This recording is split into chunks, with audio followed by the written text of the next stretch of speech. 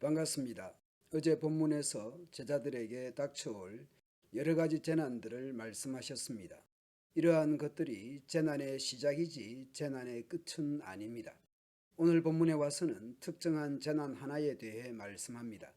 그리고 24절 이후 영광 가운데 오실 인자와 완성될 하나님 나라에 대해 말씀합니다.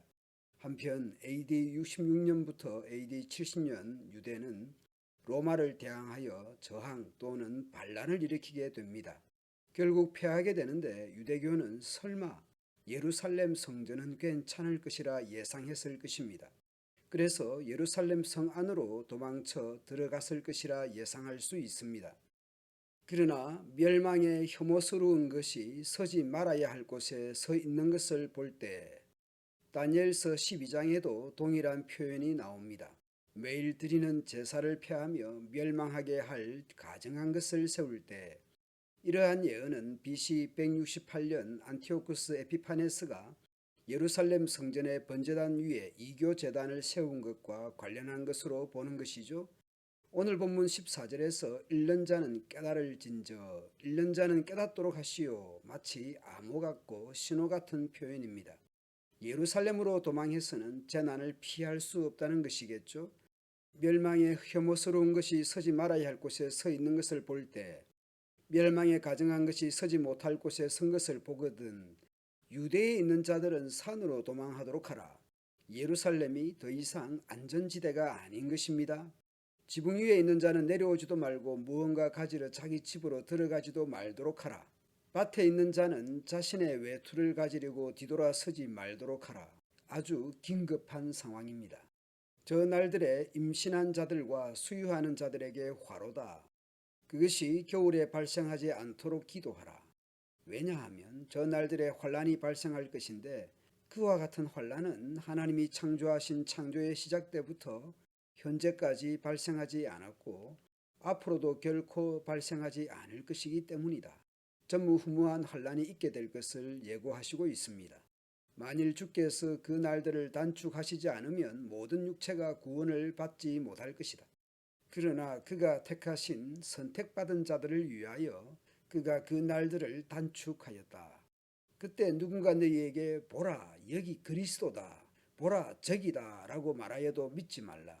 실제로 로마에 의해 예루살렘이 포위되었을 때 자신이 구원자로 혹은 예루살렘은 멸망하지 않을 것이라는 거짓 메시지를 선포했을 것으로 보입니다.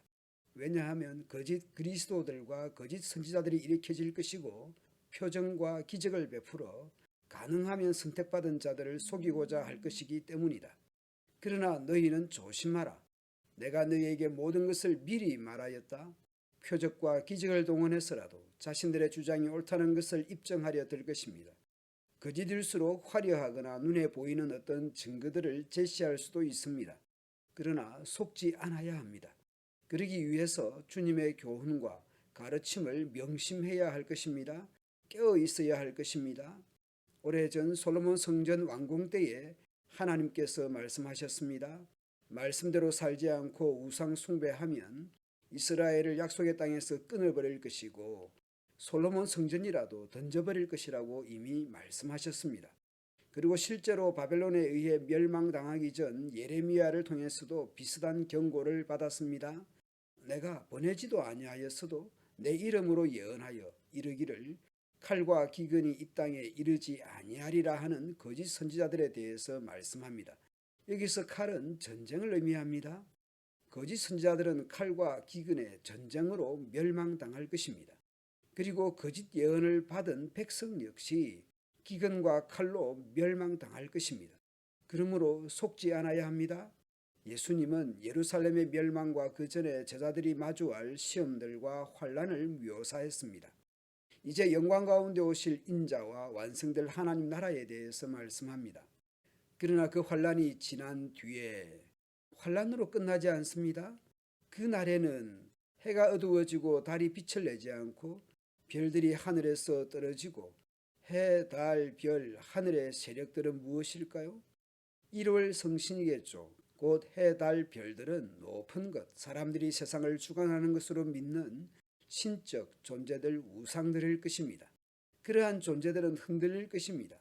하나님의 권능과 영광 앞에서는 아무런 힘을 발휘하지 못할 것이며 그러한 존재들은 다 어두워지고 빛을 잃고 하늘에서 떨어질 것입니다. 그때의 사람들이 인자가 큰 권능과 영광에 쌓여 구름을 타고 오는 것을 볼 것이다. 마가복음 8장을 보면 그 인자는 바로 예수 그리스도를 의미하는 것이죠. 그리고 다니엘 7장에 나오는 환상, 인자 같은 이가 하늘 구름을 타고 오시는데 그 권세와 영광을 말씀합니다. 예수님의 다시 오심은 다니엘서의 예언보다 훨씬 더 영광스러운 모습일 것이라 생각합니다. 그때에 그는 천사들을 보내어 땅 끝에서 하늘 끝까지 사방에서 선택된 사람들을 모을 것이다. 현재 우리 교회 주보 일면 우상교회는 1989년에 시작된 교회라는 것을 표시하고 있습니다. 예전에는 구주 대망이라는 것을 표기하기도 했었습니다. 다시 오실 주님을 대망하며 올 한 해를 믿음으로 살아가고자 했던 것입니다. 여하튼 이 땅에서 완전한 구원, 완전한 하나님의 나라가 이루어지지 않을지라도 주기도문에서처럼 나라가 임하옵시며 뜻이 하늘에서 이룬 것 같이 땅에서도 이루어지기를 기도하며 또한 기도한 대로 헌신하고자 하는 사람들이 그리스도인들입니다. 물론 그리스도인은 고난으로부터 구원받는 것이 아니라 고난 속에서 구원받는다는 것을 기억해야 하겠습니다. 그러므로 고난 중에도 내 삶의 자리에서 온갖 유혹들을 이겨내고 참과 거짓을 분별하는 분별력을 가지면 좋겠습니다. 그런 유혹들을 이겨내고 분별력을 가지기 위해서 매일 말씀 묵상하고 말씀을 읽고 말씀을 듣고 그러면 좋겠습니다. 감사합니다.